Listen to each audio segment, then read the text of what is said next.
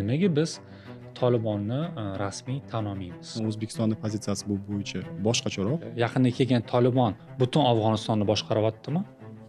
Ha, Tramp kelgach bu ham to'xtatildi. Tolibon hukumatiga nisbatan aholini qarashi, uni qanaqa qabul qilishyapti? Ochko ishlashga intilyapti. Toliblarni o'zidan emas, balki u yerdagi terroristik tashkilotlardan. Yana 5 yildan keyin balki yo'q bo'lib ketadi. Qo'pol qilib aytganda go'shtni yeyishardi. Menimcha tan olish vaqti keldi.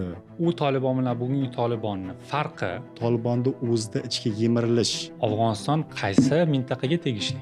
Toliblar kelgandan keyin albatta bu donorlari birontasi qolmadi, yo'q bir ketib qolishga to'g'ri keldi. Tolibon O'zbekiston uchun, Markaziy Osiyo uchun tahdidmi yoki yo'qmi? Assalomu alaykum. Bugun biz Afg'oniston to'g'risida gaplashamiz va bugungi mehmonimiz doktor Islomxon Gaffarov. Xush kelibsiz Islomxon. Islomxon aynan Janubiy Osiyo bo'yicha ekspert, mutaxassis, olim.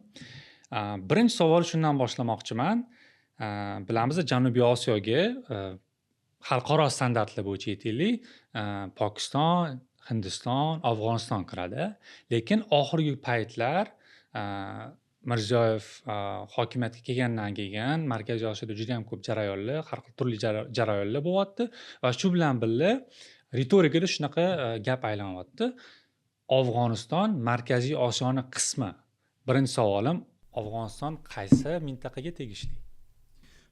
Rahmat savol uchun. Demak, Janubiy Osiyo mintaqasiga nazar tashlasak, u yerda Janubiy Osiyo davlatlari assotsiatsiyasi degan bir tashkilot mavjud. Unga 7 davlat a'zo bo'lib kirgan dastlab va keyinchalik shu Afg'onistonni ham a'zo davlat sifatida qo'shishgan.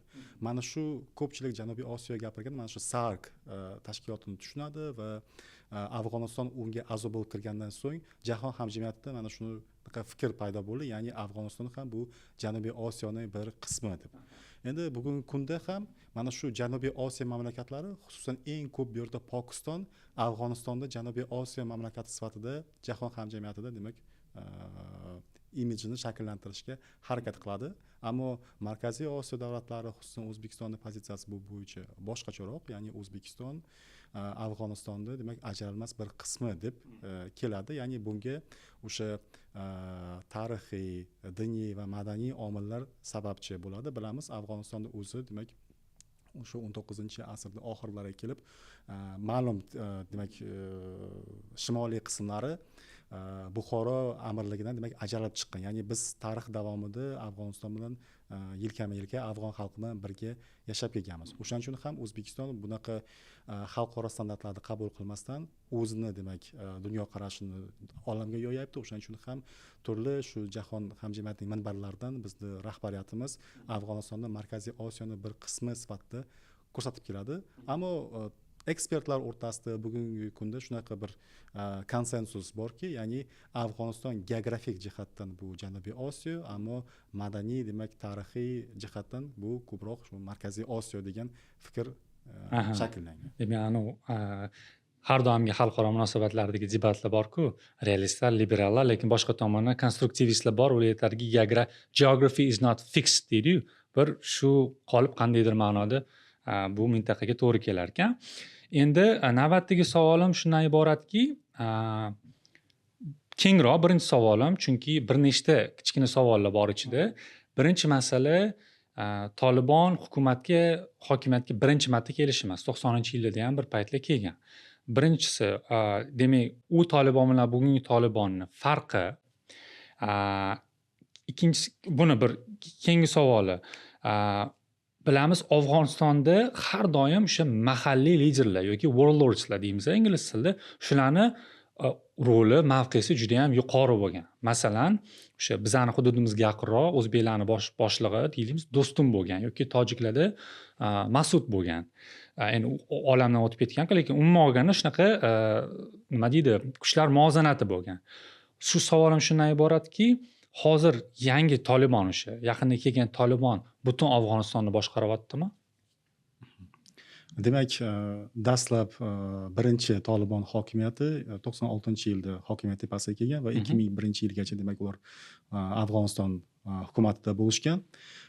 Demak, birinchi Tolibon ko'proq gorizontal hokimiyatga ega edi. Aha. Ya'ni gorizontal degani shundaki, Afg'onistonda demak ma'lum bir qismlari ular o'zlarini toliblar deb biladi, toliblarga demak hokimiyatni qabul qiladi, lekin avtonomiyaga ega.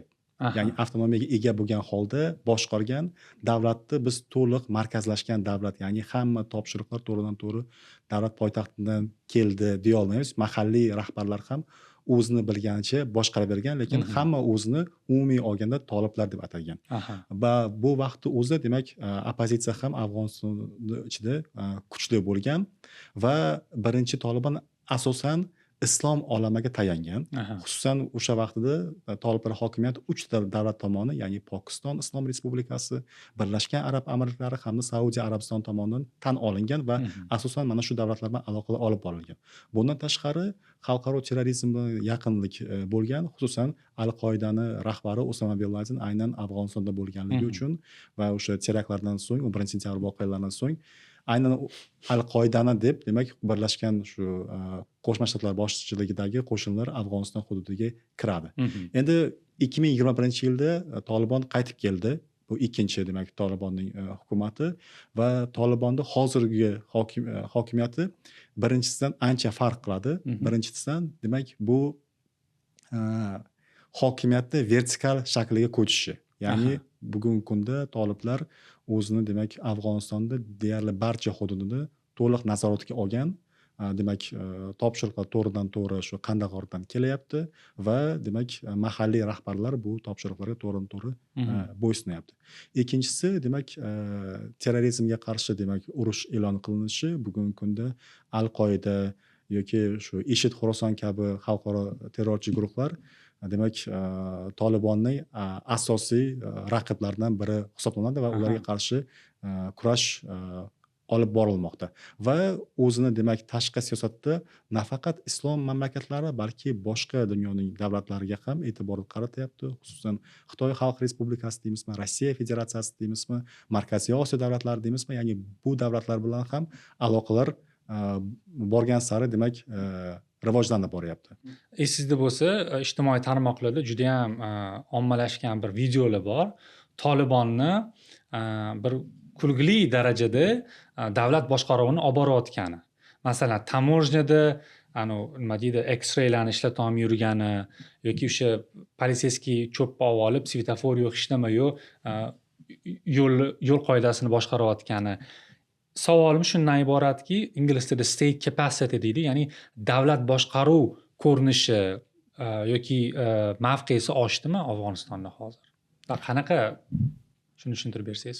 Demak, o'sha 2021-yilda hokimiyat tepasiga kelgan vaqtda haqiqatan ham mediada shunaqa kulgili videolar ko'p paydo bo'lgandi, ammo bugungi kunga kelib toliblar demak hokimiyatda ancha yutuqlarga erishdi. Bugungi kunda ayrim ekspertlar shu toliblar hokimiyati to'laqonli hokimiyat ko'rinishlariga ega deb baholashyapti.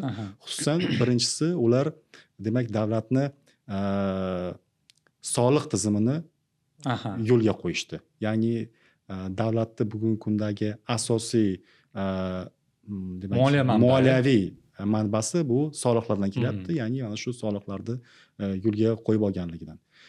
Ikkinchisi demak bu anti korrupsiya siyosati. O'sha eski hukumat vaqtida Afg'oniston hamisha korrupsiya indekslari bo'yicha yuqori darajani olardi. Hozir demak pastlash ro'y beryapti. Ya'ni toliblar korrupsiyaga qarshi kurash olib boryapti va meritokratiya demak ko'rinishlari paydo bo'lyapti. Ya'ni kim demak munosib bo'lsa, o'sha inson davlat demak ishida, davlat xizmatida ko'tarilishlari demak namoyon bo'lyapti. Uchinchisi bu kadrlar masalasi. Ya'ni bilamiz, juda ham ko'pchilik aholi toliblar kelgandan keyin Qo'shma Shtatlarga, Qatarga, boshqa mamlakatlarga qocha boshlaganda, bir kulgili vaziyatlar bo'lganda, samolyotlarda qanotlariga chiqib olish hatto voqealari. Ammo toliblar bugungi kunda demak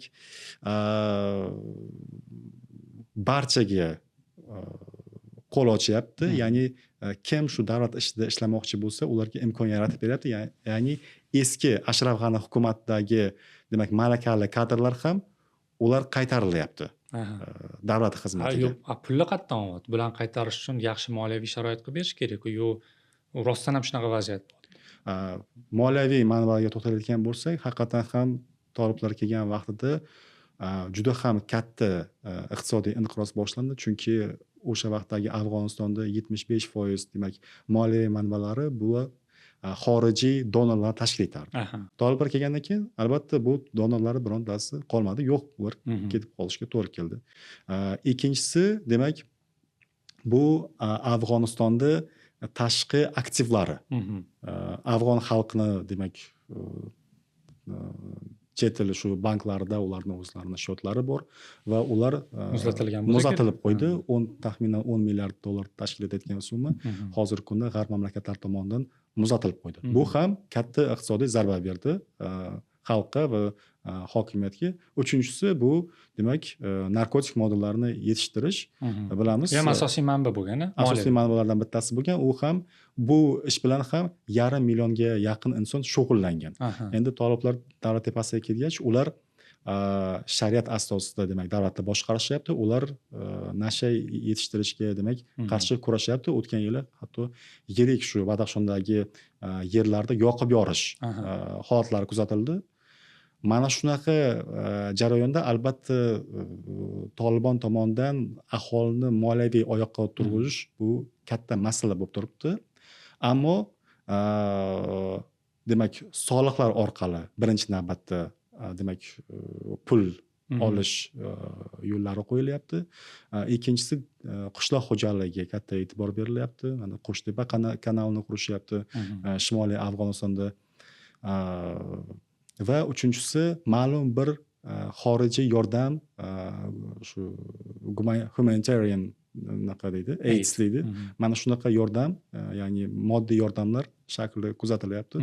Xususan qo'shni mamlakatlar O'zbekistondan, shu Rossiya Federatsiyasidan va qiziqarlisi shu Amerika Qo'shma Shtatlari tomonidan ham yaqin kunlargacha USAID tomonidan demak moliyalashtirishlar ro'y bergan. Bunda amerikaliklar asosida demak biz pullarimizni afg'on hukumatiga emas, balki afg'on xalqiga yuboryapmiz deb. To'xtang, demak Amerika chiqib ketgan bo'lsa ham, Tolibon tan olmasa ham, lekin o'sha gumanitar yordamini berib turgan do'stlar. Shunday. Ya'ni bu USAID tomonidan o'sha yerdagi nodavlat notijorat tashkilotlari orqali bu pullar yetkazilgan. Bu ham to'xtatilgan bo'lsa kerak Tramp. Tramp kelgach bu ham to'xtatildi. O'sha vaqtgacha demak ekspertlar fikriga ko'ra haftasiga 40 million dollar demak yetkazib turilgan. Tushunarli. Yana bitta qiziqarli savol. Bilamiz, har doim o'sha turli bir etnik guruhlarni vakili hokimiyatda bo'lgisi kelardi. Pushtunlar bilan tojiklar, o'zbeklar bir-birini qo'pol qilib aytganda go'shtni yeyishardi. O'sha hokimiyat yo'lida. Hozir u Tolibonlar ko'pi baribir pushtu, to'g'ri aytyapmanmi? Pushtu, to'g'rimi? Etnik siyosatda qay darajada boshqa etniklarga repressiyalar bormi yoki ularni inklyuziv qilib davlatga qo'shishga harakat qilishyaptimi? Endi bugungi kunda yaqqol shu pushtunlarning hokimiyati ko'zga tashlanyapti, ammo boshqa demak kichik bo'lgan xalqlarga, tojiklarga, o'zbeklarga, hazoriylarga, balochlarga nisbatan bir repressiya yoki unaqa bir qatag'on siyosati olib borilmayapti. Tolibon o'zini siyosatida demak boshqa Afg'onistondagi barcha qismida pushtunlashtirish siyosatini ham olib boryapti degan fikrlar mavjud. Ya'ni janubdagi pushtunlarni shimolga, shimoliy sharqqa yo'naltirib, u joylarda ham ko'proq shu pushtun aholisini oshirish siyosati olib borilyapti. Ammo masalan Qo'shtepani qurishda ham bir asosiy masalalardan biri u yoqda sivilizatsiya yaratish, ishlashga sharoit yaratish va pushtunlarni shimoliy Afg'onistonga olib kelib, shimoliy Afg'onistonga olib kelish. Ammo ochiqchasiga boshqa xalqlarda kamsitilishi ham ro'y bermayapti. Siz aytganingizdek, shu endi inklyuziv deya olmaymiz-ku, lekin shunga harakat desak bo'ladi. Ya'ni shu o'zbeklarda ichidan, tojiklarda ichidan o'sha rahbar kadrlar ham tayinlanyapti, ya'ni ular ham qo'llab-quvvatlanyapti. Tushunarli. Bizdagi elchi ham bir undan oldin o'zbek, etnik etnik o'zbek, o'zbek. masalan. Tushunarli. Etnik guruhlar to'g'risida gaplashdik, ichki state capacity hali, davlat boshqaruv masalalarini gaplashdik. Endi boshqa tomondan Tolibon hukumatiga nisbatan aholini qarashi. Uni qanaqa qabul qilishyapti ular? Aholi, oddiy aholi deylik. Endi bu haqida ko'p ma'lumotlar mavjud emas. Biz turli xil shu ijtimoiy tarmoqlar orqali o'qishimiz mumkin, ammo yirik planda shunaqa fikr paydo bo'lyaptiki, shu afg'on xalqi Tolibon hokimiyatidan rozidek degan fikr paydo bo'lyapti. To'g'ri, oppozitsiya, ya'ni muxolifat ma'lum bir darajada saqlanib qolgan.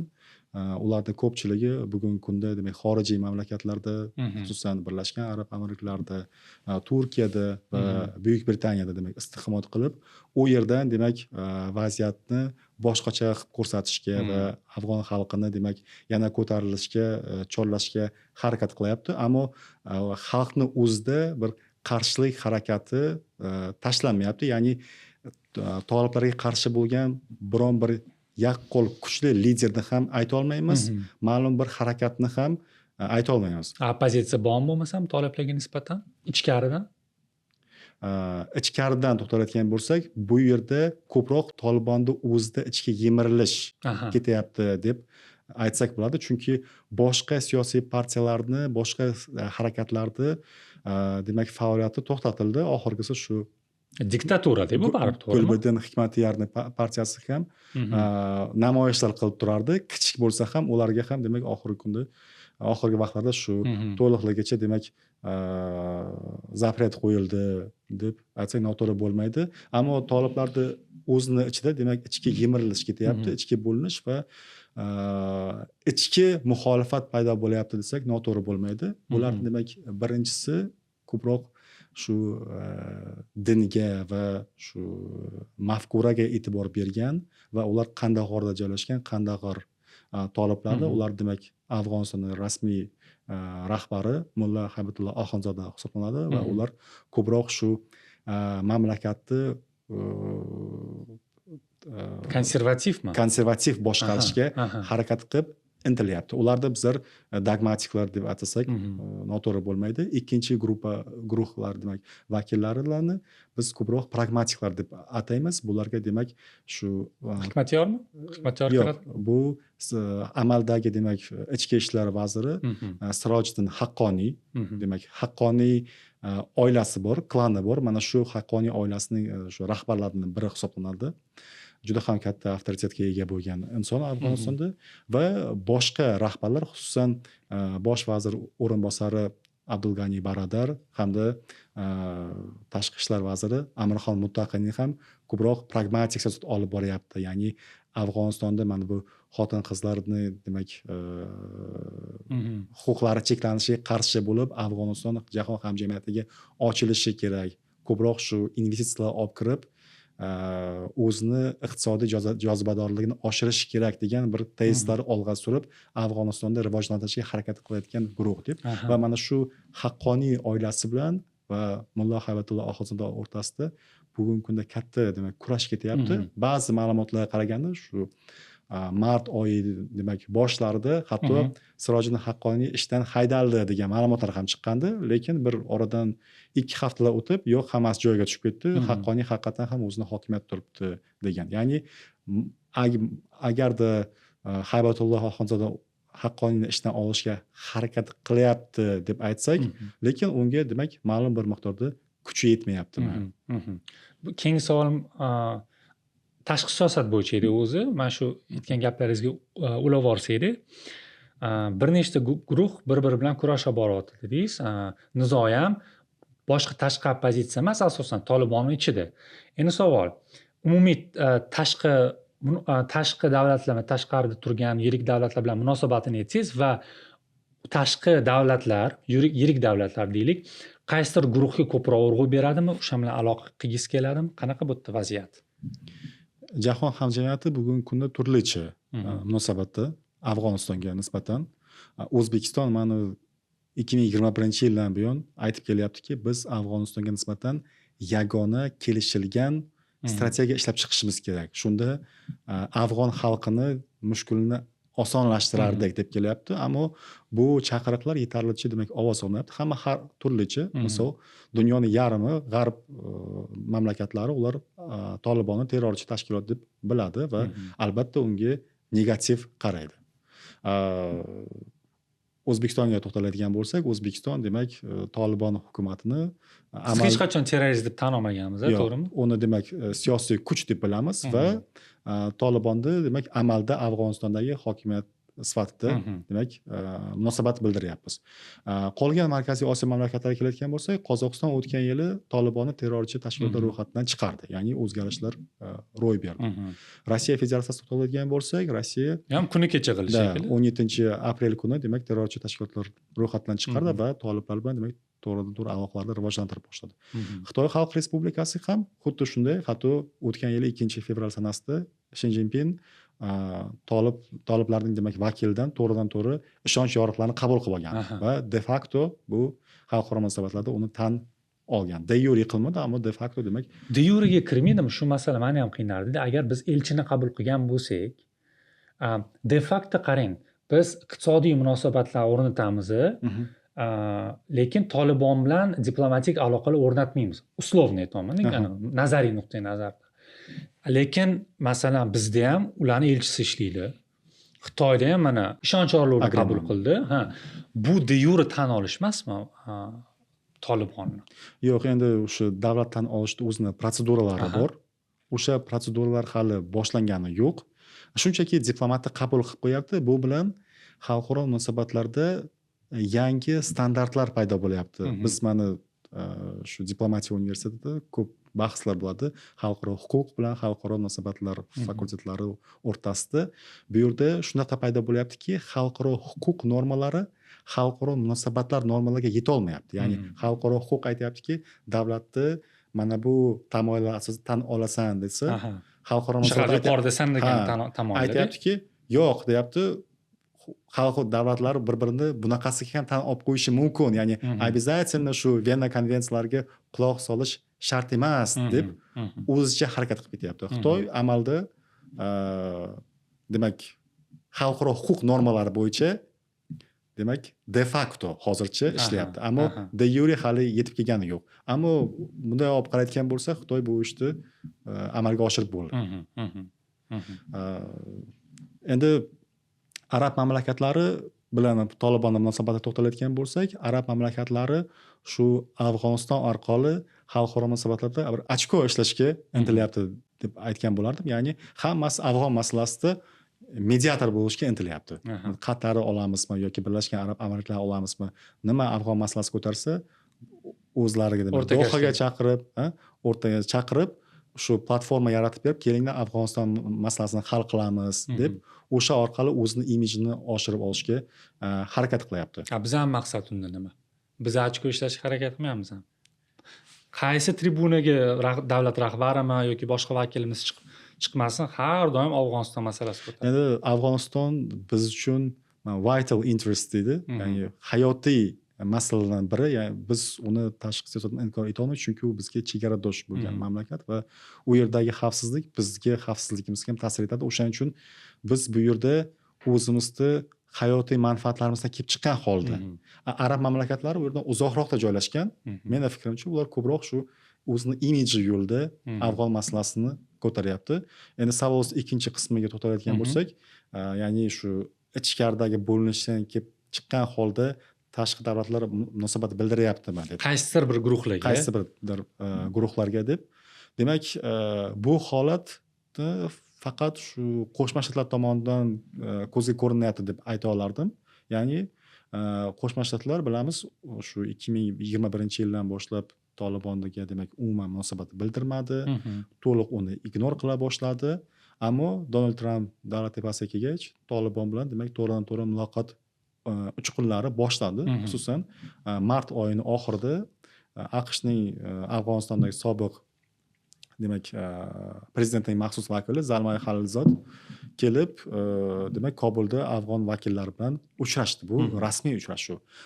Keyingisi oradan bir hafta o'tgandan so'ng amaldagi demak Markaziy razvedka agentligining rahbari Jon Redcliffe ham demak Kobulga kelib munozaralar olib bordi degan ma'lumotlar tarqaldi. Ya'ni bu yerda to'g'ri toliblar bilan ishlash alomatlari ko'rinyapti. Va shu vaqtda o'zida Qo'shma Shtatlar Sirojiddin Haqqoniyga belgilangan, ya'ni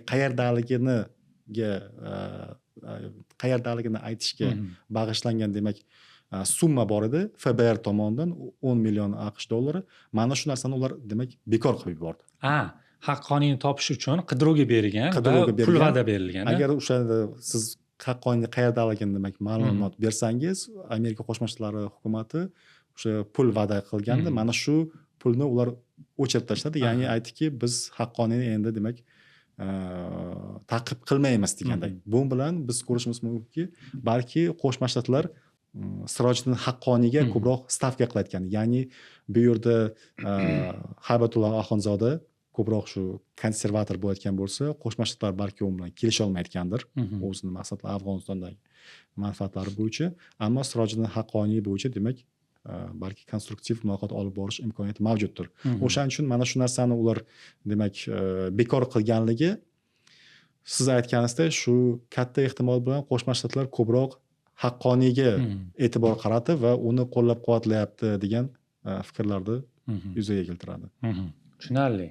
Tolibonni rasmiy tan olish to'g'risida ham ozgina bir masalani ochini chiqarib qo'ydingiz. Keyingi savolim, nimaga mana shunaqa yirik davlatlar yoki biz ham de facto munosabatlar o'rnatganimizda nimaga biz Tolibonni rasmiy tan olmaymiz?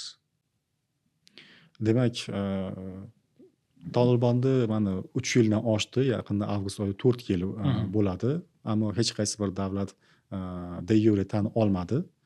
Bunga turli sabablar bor deb o'ylayman. Birinchisi, demak, bu ishonchsizlik. Ya'ni ma'lum bir davlatlar toliblarni hokimiyatiga ishonmayapti. Chunki bilamiz 96-yilda kelgandi, 2001-yilda yana ketib qoldi. Ko'pchilik davlatlar shu kutishni o'ziga maqsad deb bilyapti. Kutib turaylikchi, qani nima bo'lar ekan. Ular avval uzoqqa bormagandi, 5 yil hukmron bo'lgandi.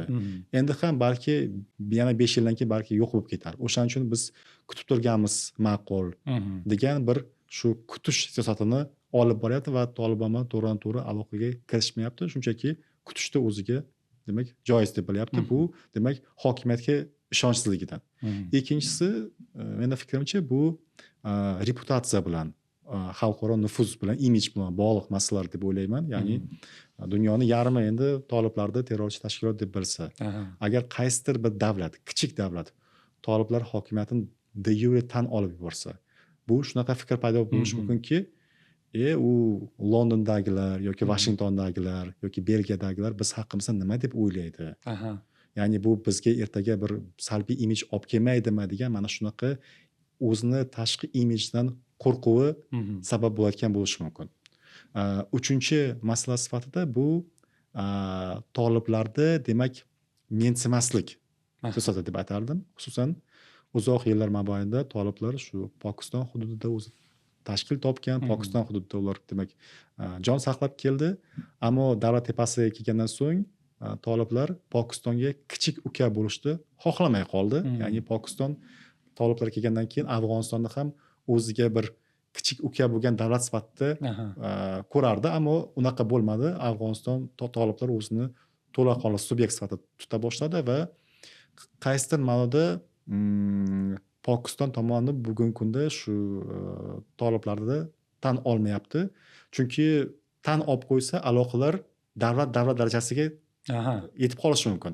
Agar tan olmasa, ular bir pog'ona pastda turishi mumkin. Ya'ni bu Pokistonga ko'proq shu imkoniyatlar berishi mumkin, o'zaro demak dialogda, muzokaralarda.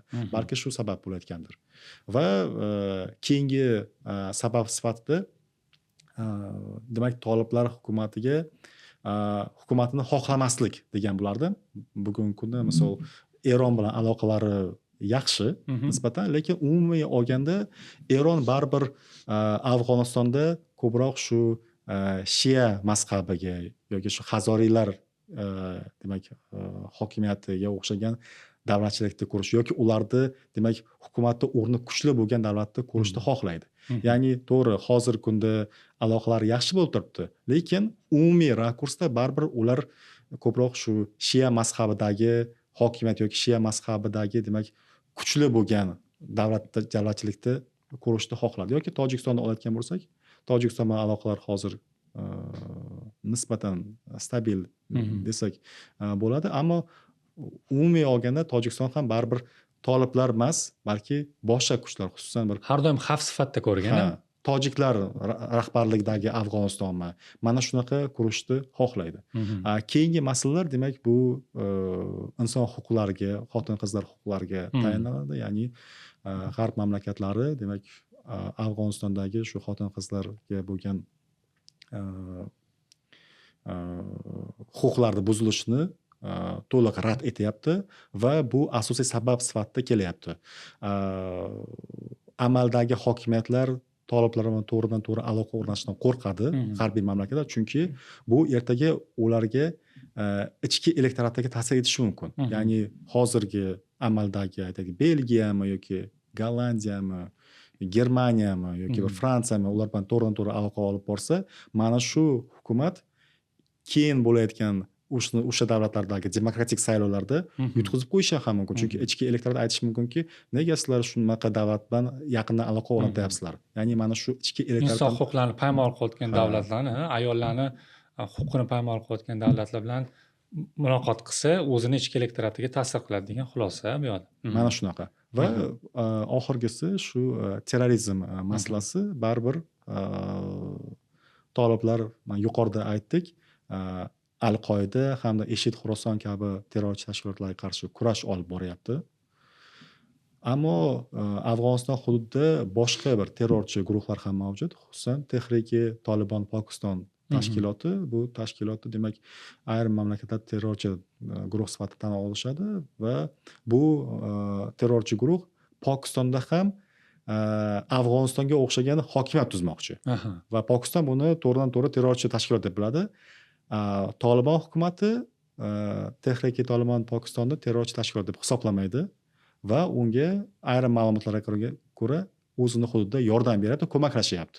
Ya'ni shu Pokiston hududida ham ya'ni inqiloblar qilishga intilishlar va qo'zg'olon qilishga demak yordamlashyapti. Mana shunaqa terrorizmga bo'lgan demak ikki xil yondashuv Afg'onistonda ham terrorizm va radikalizm bilan hanuz bog'liq degan bir imij shakllantiryapti. Albatta bu yerda bir qanotdan Al-Qoida va IShID Xurosonga qarshi, lekin boshqa tomondan TTPni qo'llab-quvvatlayotgani uni xuddi terrorizm bilan hali ham bog'liq degan bir imij yaratyapti va mamlakatlarda o'zidan ozgina uzoqlashtiryapti. Hali o'sha terroristik tashkilot degan tamg'ani olishga to'sqinlik qilyapti mana shu vaziyatda. Endi keyingi savolim Tolibon O'zbekiston uchun, Markaziy Osiyo uchun tahdidmi yoki yo'qmi? O'zbekiston uchun hamda Markaziy Osiyo uchun imkoniyat sifatida qarayman. Ya'ni Afg'oniston strategik hududda joylashgan. Mana hozir toliblar kelgandan so'ng ahvol va xavfsizlik ta'minlanyapti. Va iqtisodiy o'sish endi bor demaymiz, lekin stabillashgan va vaziyat nazorat ostida. Bunaqa holatda O'zbekiston uchun bir aholisi 41 million tashkil etayotgan yangi bir bozor ochilyapti. Bu bizni demak sanoatimizga, bizni demak ishlab chiqaruvchilarga, bizning demak biznesmenlarimizga demak katta imkoniyat. 41 millionlik demak aholi, biz ularga yaqinmiz. Afg'onistonda shimolida asosan o'zbeklar yashaydi va ular bilan biz muloqotga kirishimiz ham oson. Ular bilan demak bizni bu perceptions deydi, bir xil, ya'ni biz yoqtirgan tovarlarni ular ham yoqtiradi. Biz o'zimiz ularni mentaliteti, dunyoqarashidan kelib chiqqan holda o'zimizni demak mahsulotlarimizni taklif eta olamiz. Bu O'zbekiston uchun yonimizda shunaqa yirik bir bozor paydo bo'lyapti. Biz undan albatta foydalanishimiz kerak. Ikkinchisi demak bu Afg'oniston o'zini demak geografik joylashuviga ko'ra bu Janubiy Osiyoga yo'l. Janubiy Osiyoda shu yirik bo'lgan davlatlar Hindiston, Pokiston, bu yirik davlatlar, bu yirik bozorlar imkoniyatlar kutib turibdi. Agar shu Afg'oniston orqali demak temir yo'l transafg'on koridorini qurilishiga erishsak, O'zbekiston nafaqat Janubiy Osiyo mamlakatlari, balki jahon portlarga chiqish imkoniyati paydo bo'ladi. Chunki Pokistonda Gvadar hamda Karachi portlari orqali biz o'zimizning mahsulotlarimizni butun dunyoga taklif qilishimiz mumkin yoki teskarisi. Demak, dunyo mahsulotlari, texnologiyalari mana shu portlar orqali Pokiston hududidan o'tib, Afg'oniston hududidan o'tib, bizga kirib kelib va istiqbolda Qozog'iston, demak, Kavkaz mamlakatlari, Yevropa, Rossiyaga ham chiqib ketishi mumkin. Ya'ni O'zbekistonda o'zi ham tranzit mamlakatga aylanib qoladi. Bu bunaqa holatda. Ya'ni men Afg'onistonga ko'proq shu iqtisodiy manfaatlar tomonidan bir imkoniyat davlat sifatida qarardim.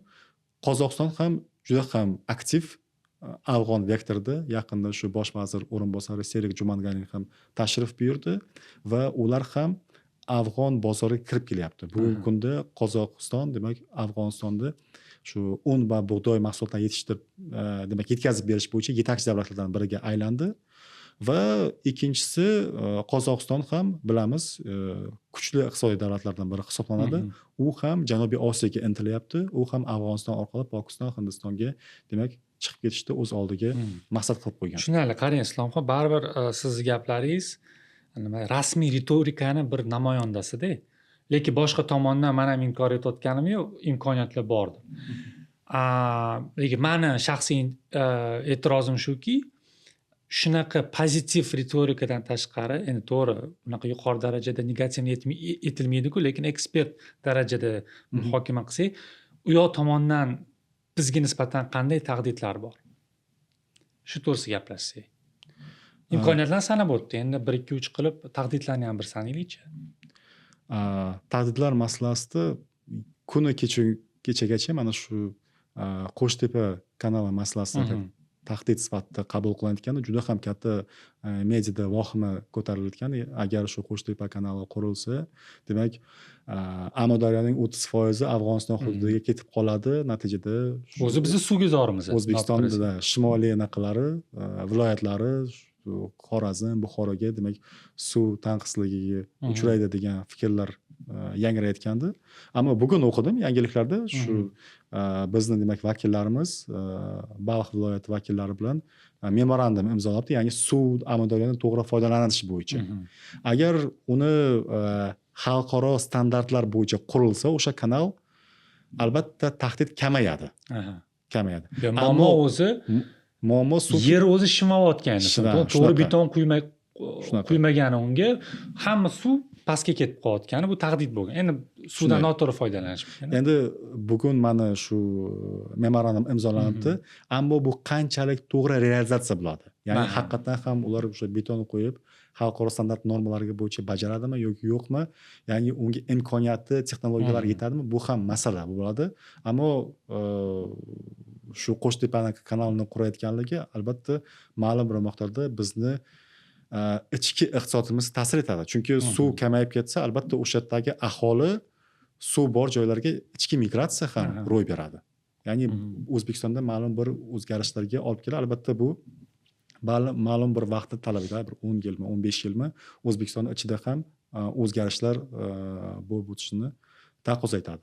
Endi nozik masala bu shu ekstremizm, radikalizm masalalariga to'xtalayotgan bo'lsak, bugungi kunda toliblar ham bilyaptiki, Pokiston bilan aloqasi unchalik ham yaxshi emas.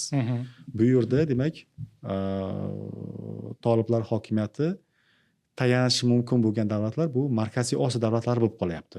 Shuning uchun ham Markaziy Osiyoga nisbatan ekspert radikalizatsiya deydi, u narsa yo'q.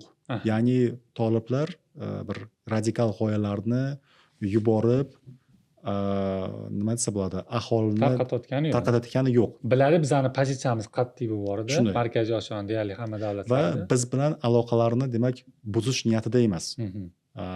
Va ular demak o'zlarini demak davlatchiligi faqat Afg'oniston bilan cheklanadi, faqat shu Afg'oniston deb aytishyapti.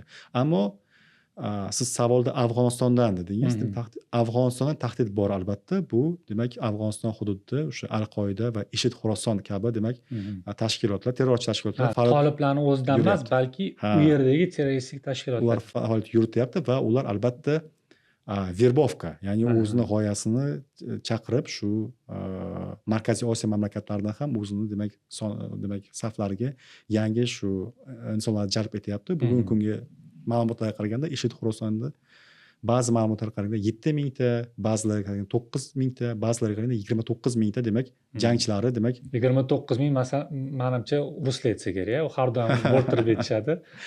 shunaqa demak ma'lumotlar tarqayapti va bugungi kunda bilasizmi, avval shunaqa kayfiyatda edik, ya'ni Markaziy Osiyo davlatlari Afg'oniston esa qo'rquv paydo bo'lardi, qo'rqardi. Bugungi kunda toliblar demak hukumati Markaziy Osiyo davlatlaridan qo'rqyapti, chunki ular mana shu Suriya orqali yoki Pokiston orqali IShIDga qo'shilib Mhm. Tolibon hukumatiga demak Mhm. zarba beryapti. Ya'ni bu yerda hozir обратный отчет desak ham bo'ladi. Avvallari biz Afg'oniston shu xalq orasida bir qo'rquv paydo bo'layotgan bo'lsa, endi bunaqa qo'rquv hozir to'g'ri saqlanib qolgan. Mediada chunki ma'lumotlar juda ham ko'p, hamma har xil qabul qiladi. Ammo Afg'onistonda o'zida ham shu markaziy nisbatan Osiyoga nisbatan ya'ni qo'rquv paydo bo'lyapti. Ya'ni bu yerdagi shu radikalizatsiya qurboni bo'lganlarni insonlar qo'shilib, IShIDga qo'shilib Tolibonga zarba berish. Chunki IShID o'zini maqsadi sifatida faqat Afg'oniston emas, balki butun dunyoda shu davlatchilik qurishni o'z maqsad qilib qo'ygan. U albatta Markaziy Osiyo davlatlari uchun, Afg'oniston o'zi ham va qo'shni mintaqalar uchun ham demak xavfni yaratyapti. Aha. Qarang, yuqorida biz birinchi savolni state capacity, ya'ni davlat boshqaruv siyosatidan boshladik. Uni bir uzluksiz qismi to'g'ri tashqi siyosat olib borish deylik-a. Masalan, bizani O'zbekistonni shunaqa tashqi siyosiy tamoyili bor. Biz hech qanaqa siyosiy bloklarga, xavfsizlik bo'yicha tashkilotlarga qo'shilmaymiz degan tamoyilimiz. Bir tamoyili tashqi siyosat konsepsiyasini. Afg'onistonni ham, hozir Toliblarni ham bir tashqi siyosati bo'yicha qarashlar, bir konsepsiyasi bormi, shunaqa shakllangan?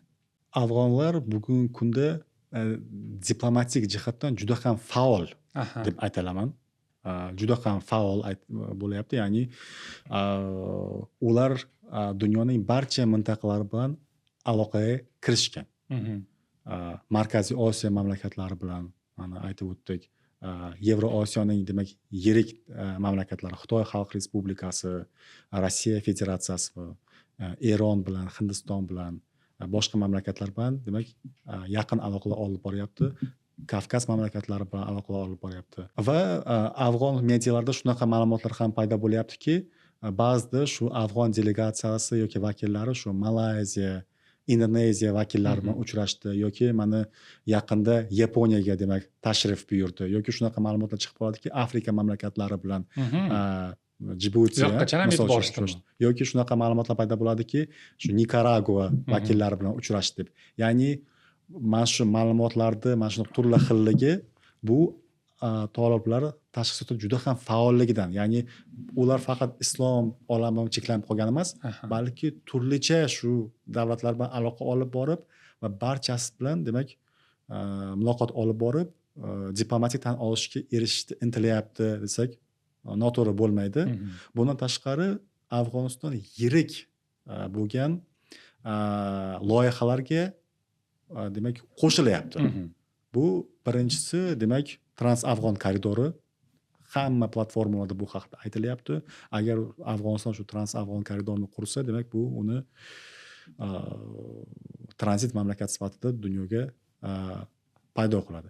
Ikkinchisi bu TAPI gaz quvuri loyihasi. U orqali demak Turkmaniston, Afg'oniston, Pokiston va Hindistonga demak gaz o'tishi reja qilingan. Bu ham yirik loyiha hisoblanadi. Uchinchisi Kasa-Ming loyihasi, elektr energiyasini demak Qirg'iziston orqali, Tojikiston orqali Afg'oniston va Pokistonga demak yetkazish. Keyingisi bu Qo'shtepa kanali ham bu ham yirik loyiha sifatida Afg'onistonni xalqaro imijiga ta'sir etyapti. Ya'ni Afg'oniston bu orqali ko'rsatmoqchiki, biz shunchaki bir guruh emasmiz, biz harakat emasmiz, biz to'laqonli davlatmiz va biz mana shunaqa yirik loyihalarga qodirmiz degan. Bundan tashqari ular Xitoy Xalq Respublikasi tomonidan olg'a surilgan bir makon bir yo'l tashabbusida ham qatnashishini e'lon qilgan va boshqa parallel bo'lgan loyiha Hindiston tomonidan olg'a surilayotgan shimol janub va Chobahor porti orqali o'tadigan shimol janub koridoriga rivojiga $35 million demak sarmoya etishini rasman e'lon qilishdi. Tolibon sarmoya qilishini. Ya'ni strategiyasini prям bir aniq ishlab chiqilgan deya olmayman. Bu haqda ma'lumotim yo'q. Ammo tashqi siyosatda pragmatizm ko'rinyapti. Ya'ni konservatizmga o'tmasdan ichkarida konservativ bo'lsa ham tashqi siyosatda pragmatik va bizlar yaxshi ko'radigan bir so'z bor, proaktiv tashqi siyosat. Tushunarli. Va o'zini o'sha anaqasini, g'oyasini yirik loyihalar orqali dunyoga ko'rsatish bu bir taktikasi bo'lsa kerak menimcha. Tushunarli va yakuniy savolim shuki, xalqaro hamjamiyat Tolibonni Afg'onistonning rasmiy hukumati sifatida tan olish kerakmi yoki yo'qmi? Yo'q bo'lsa nega, ha bo'lsa nega? Menimcha tan olish vaqti keldi deb o'ylayman. Ammo bu tan olish jarayoni yuqorida aytib o'tdik, bir nechta faktorlarda omillar sanagan holda, demak, hech qaysi davlat birinchi bo'lishga ikkilanib turibdi. Bu ko'proq shu ommaviy ravishda, ya'ni ma'lum bir strategiya, ma'lum bir mexanizm asosida bo'lishi kerak deb o'ylayman, yoki ma'lum bir tashkilot doirasida, misol uchun Shanxay hamkorlik tashkilotini oladigan bo'lsak, ushbu tashkilot Afg'oniston to'lig'icha o'rab turibdi.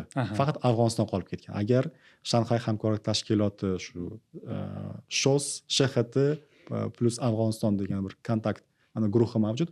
Mana shunaqa platformalar orqali uni tan olsa, keyingisi domino effekti berib, o'z-o'zidan Afg'oniston ancha davlat tomonidan tan olinadi deb o'ylayman. Ammo mana shu birinchi qadam tashlanishi nimagadir uzoq kutilyapti. Bu katta ehtimol bilan mana shunaqa tashkilotlar doirasida ro'y berishi mumkin. Birlashgan Millatlar Tashkilotiga ko'zim yetmaydi, to'g'risi tan olishi mumkinligi bo'yicha. Ammo boshqa platforma, mana shu SHXTga o'xshagan platformalar yoki mana bugungi kuni Turkiy davlatlar tashkiloti yoki Markaziy Osiyo davlat rahbarlari uchrashuvlari, bu ham mana shu Afg'oniston masalasini xalqaro maydonda ko'tarilishiga sababchi bo'lyapti. Balki mana shunaqa platformalar orqali tan olish maqsadga muvofiqmikan. Fikrlaringiz uchun kattakon rahmat. Vaqtingiz uchun ham kattakon rahmat. Rahmat.